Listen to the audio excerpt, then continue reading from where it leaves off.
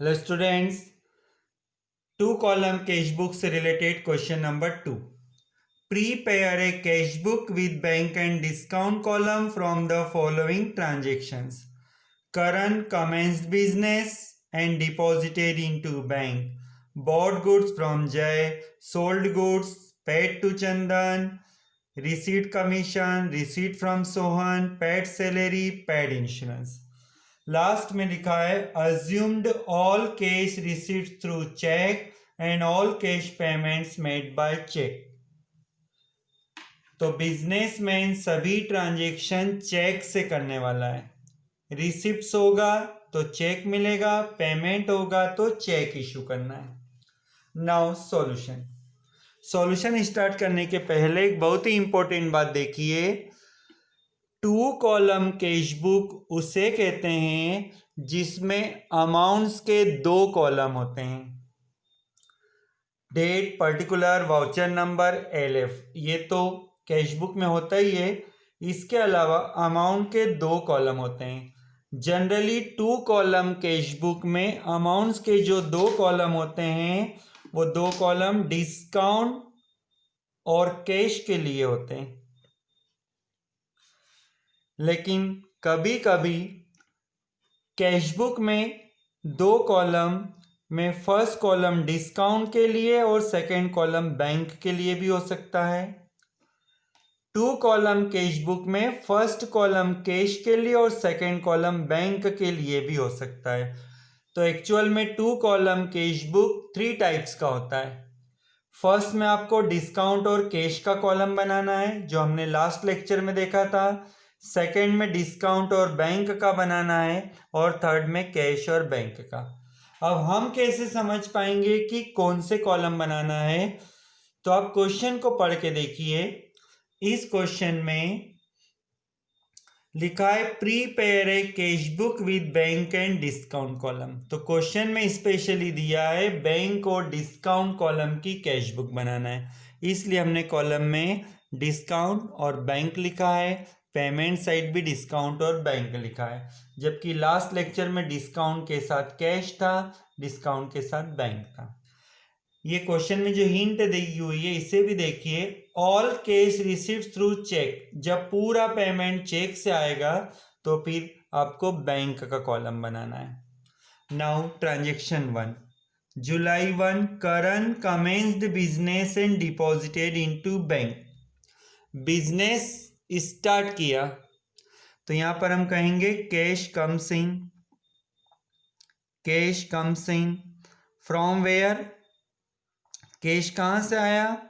Capital account से आया। Amount 50,000। अब हम बता रहे हैं कैश कम्स इन, लेकिन जो भी कैश आ रहा है वो चेक के थ्रू आ रहा है, इसलिए कैश कम्स इन का जो अमाउंट है उसे बैंक में लिखेंगे, डिस्काउंट में dash. July 5 bought goods from Jay and amount paid by cheque. Bought goods from Jay, Jay से माल खरीदा। कैश कम्स इन और goes out? Goes out. Cash जा रहा है, कौन से पर्पस के लिए कैश जा रहा है? परचेसेस अकाउंट, तो ये लिख दीजिए बाय परचेसेस अकाउंट। आगे लिखा भी है amount paid by cheque. Paid by cheque लिखा है तो इसे बैंक में लिखना है। और क्वेश्चन में एक हिंट भी दी हुई है, all cash payments made by cheque. आगे July 8 sold goods for cash. Sold goods for cash, यहाँ पर कैश कम्स इन हो रहा है, कैश आ रहा है। From where? सोल्ड गुड्स के लिए हम सेल्स अकाउंट ओपन करते हैं, 20,000।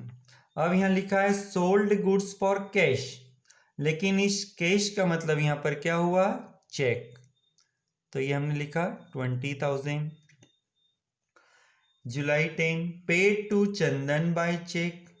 चंदन को दिए और पेमेंट कैसे दे रहे हैं? चेक से, तो ये लिखिए बाय चंदन।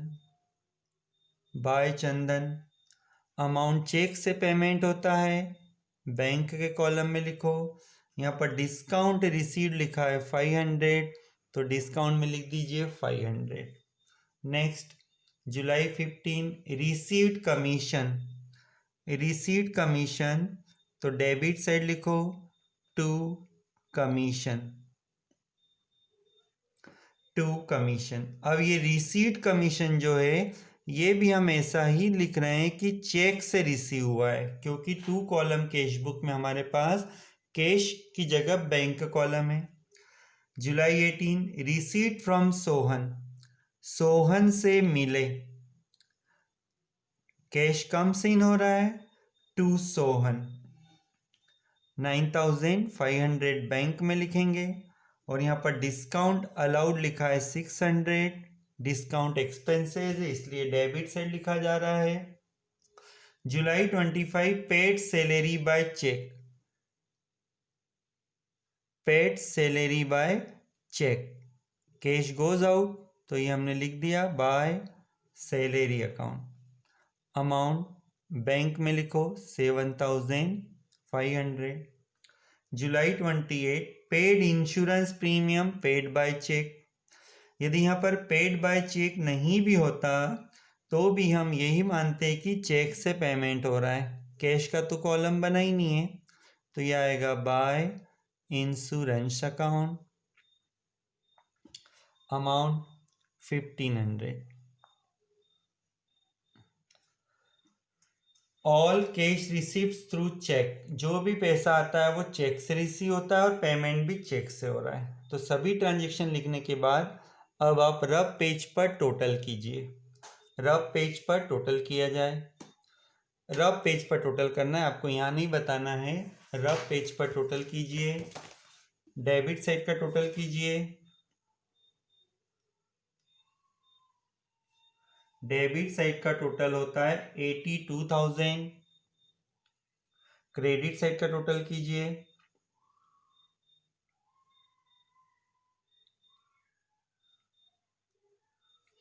$45,000।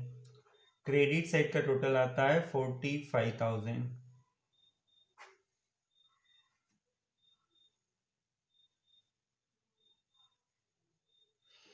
तो डिफरेंस होता है end of the month, difference निकाला जाता है, डिफरेंस आएगा by balance CD, by balance CD. ये डिफरेंस डिस्काउंट में नहीं फाइंड होता है इसलिए डैश कर दीजिए, और बैंक के कॉलम का डिफरेंस आप लिखेंगे 37,000। एक बार फिर से देखिए 37 कैसे आया। डेबिट और क्रेडिट का टोटल कीजिए, तो डेबिट का टोटल होता है 82,000 और क्रेडिट साइड का टोटल कीजिए 45,000, तो बैलेंस हुआ 37,000। करेक्ट। अब टोटल कर दिया जाए,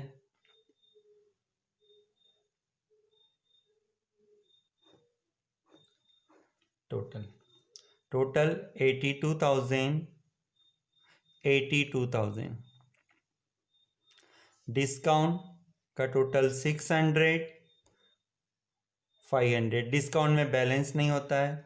जुलाई 31 के बैलेंस को नेक्स्ट डेट अगस्त 1 को फॉरवर्ड कर दीजिए to balance brought down, amount 37,000।